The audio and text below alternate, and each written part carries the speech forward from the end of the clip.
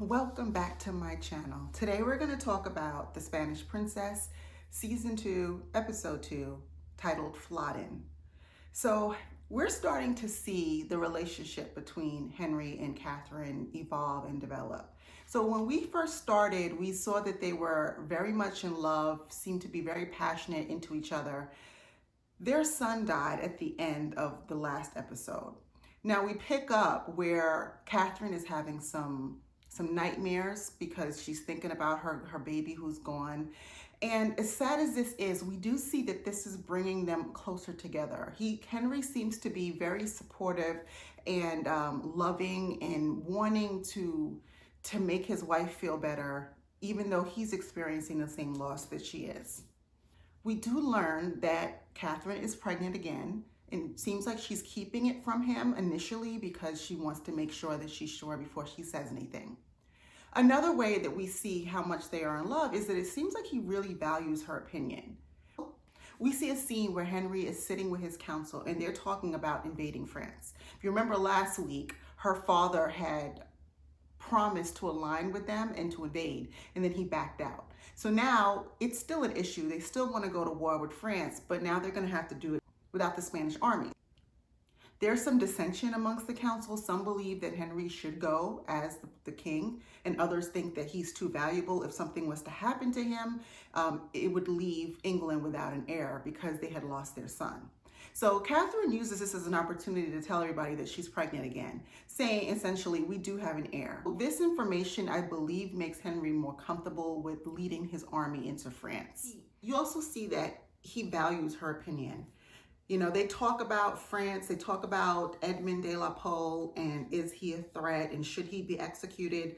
And Catherine has opinions. And at that time, not all kings valued the opinions of their wives.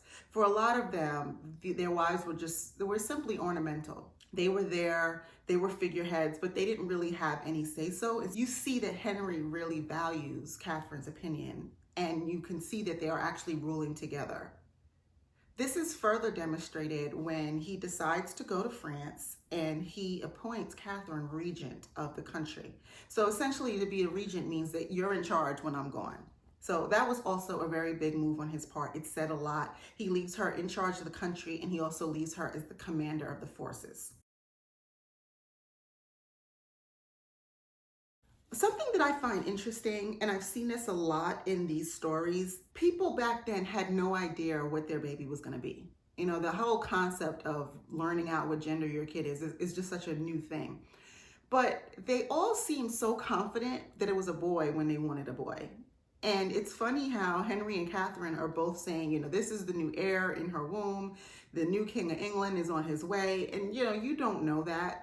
And if you watch The Tudors and you learn later how many times Henry was so confident that he was going to have a boy, or his wife at the time was so confident that the baby she was carrying was a boy, come to find out that he was having a girl. It's just interesting. But I guess that's just that positive thinking, and you're trying to will it into existence. But anywho, so we move on to the next stage.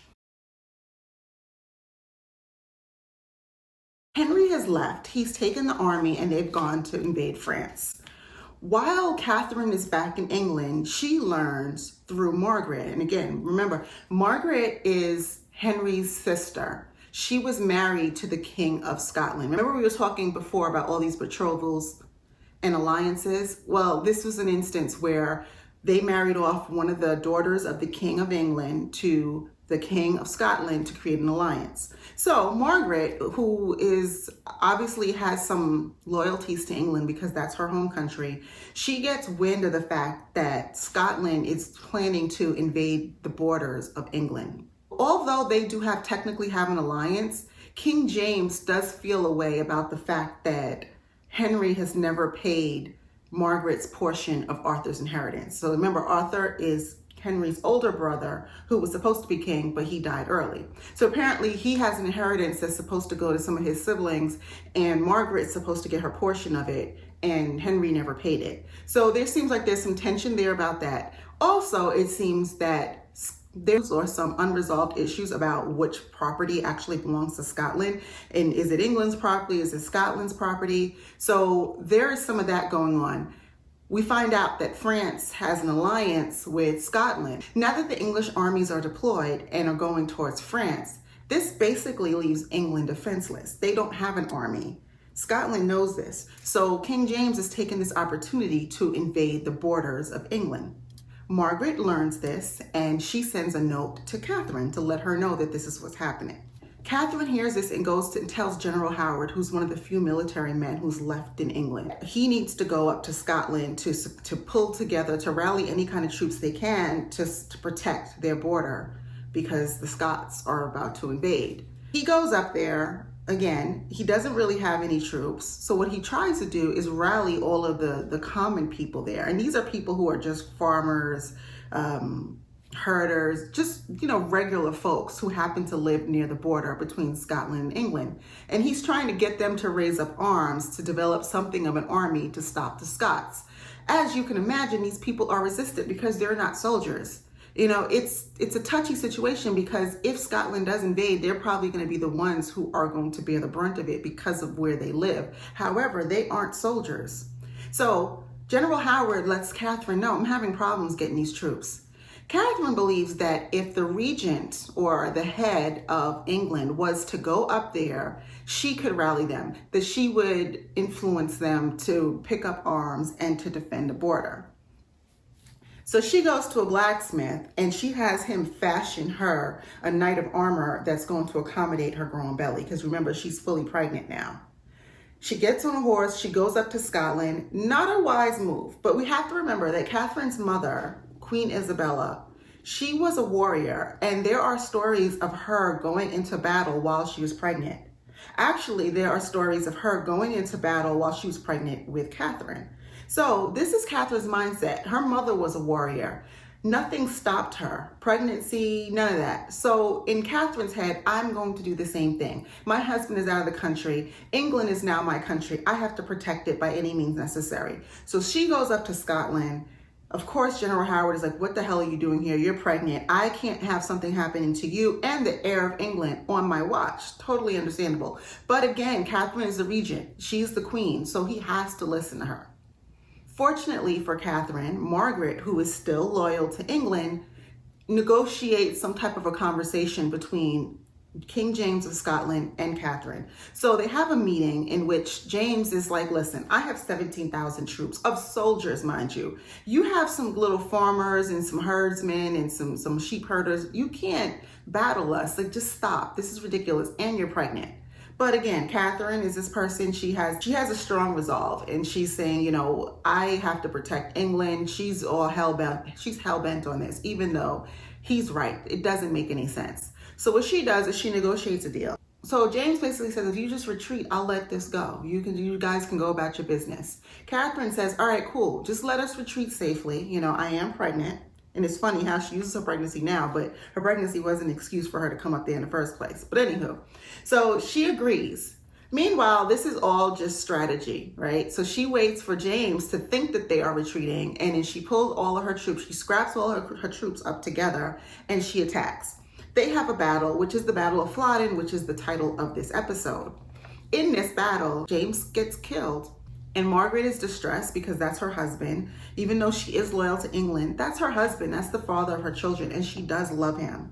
So she's distressed. Catherine is like, listen, he knew the risk. I'm sorry, but you got to take his body back home. But I'm taking his coat because I want to take this and send this to Henry to show him what I did. James' goat body goes back to Scotland. She takes his coat. She sends it to Henry. So back in the day, taking somebody's coat, so to speak, and sharing it was like a sign of victory. Like, look, I killed this person and I have his coat. So that's essentially what Catherine was doing.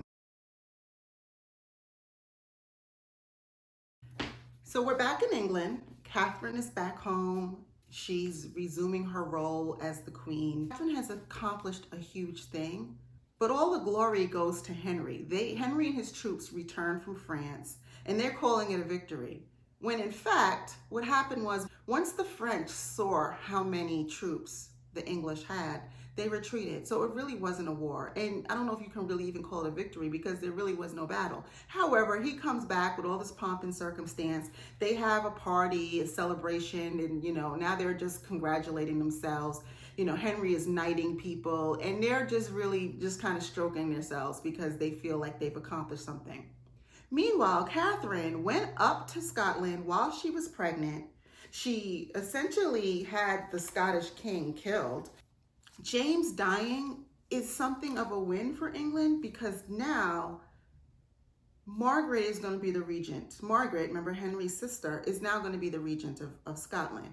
She has 2 sons. Her oldest son is now the heir. He's going to be the king. I don't know how old he is at this point. I get the impression he's a young boy. And if he is young, he can't rule, obviously. So you have to have somebody ruling in his stead who will be his mother. So in essence, Margaret, who is King Henry's sister, is now ruling Scotland.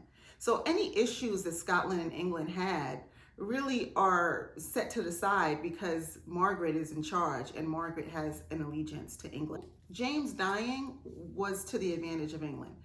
And Catherine manufactured that. That was all her doing. And it's just funny how when she comes back, all of the praise is going to Henry and his troops. Meanwhile, she did something significant.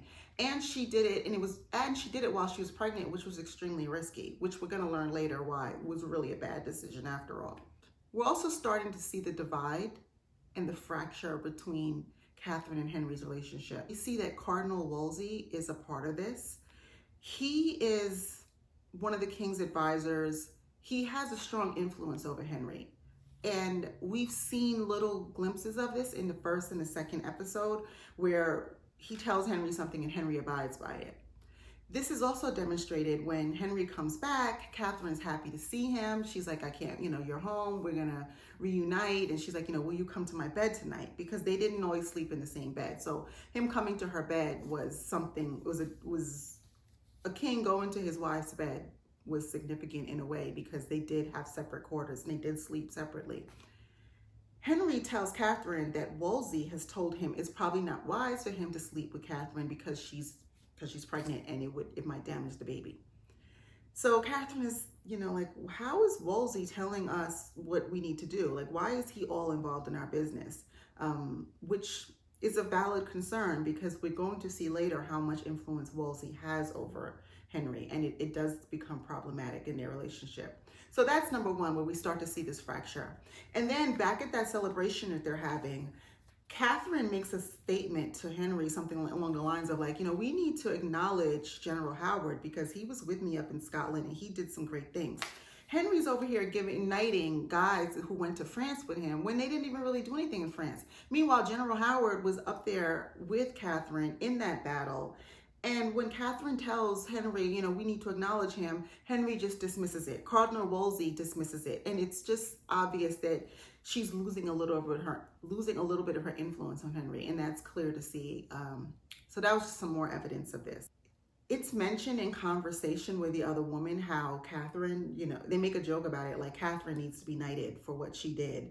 And she even says, a woman becoming a knight, no, this is Henry's day. We're going to give him all of his shine. Don't worry about what I did. So you see where she's diminishing herself to kind of take the background while her husband lives in the light. And this is also going to be something that's going to continuously happen throughout their relationship and eventually lead to the demise. So not to get too far ahead of myself.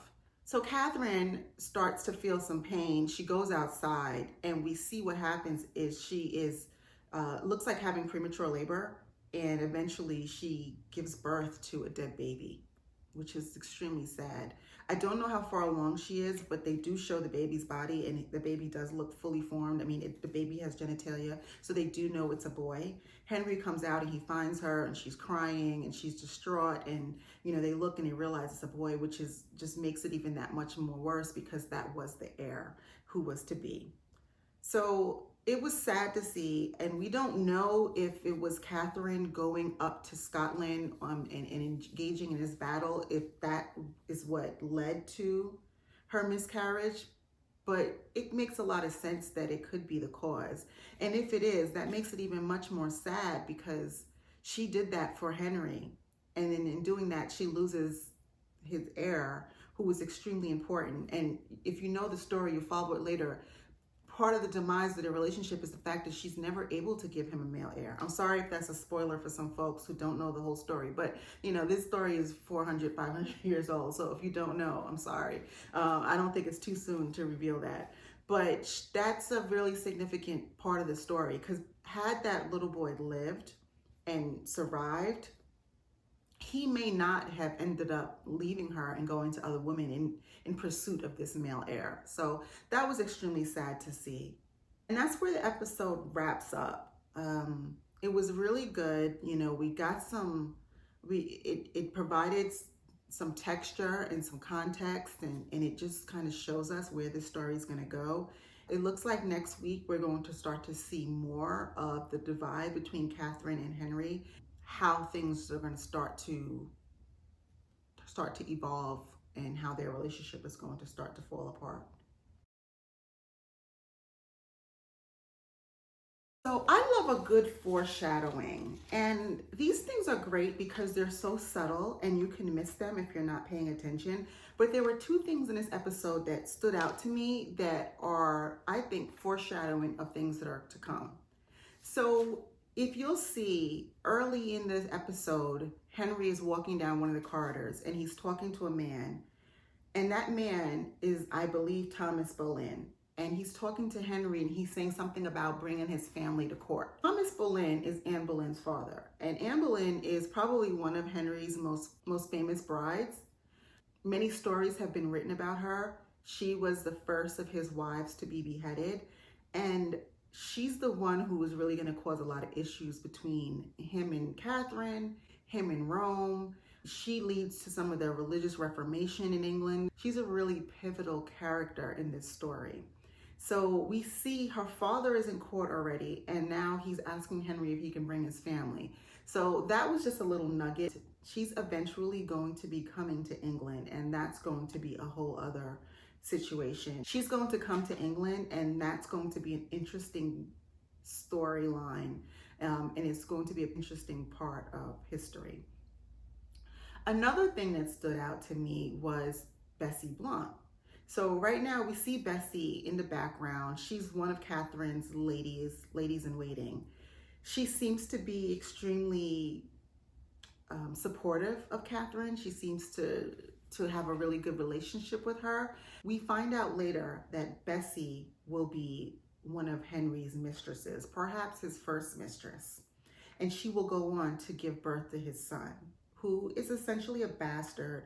But at the time that she does this will be when Henry and Catherine have had many failed attempts at having a child. So Henry is going to toy with the idea of making this bastard his heir, which we'll see later. But it's just interesting that at this time we see that Bessie seems to be a really supportive companion of Catherine's, but come to find out she's actually going to end up sleeping with Henry and giving him a son. So those were just two things that I saw. Maybe there are others that I missed, but just something to watch out for. That's my review of episode 2. Again, the story is moving along nicely. I believe the actors are doing a great job.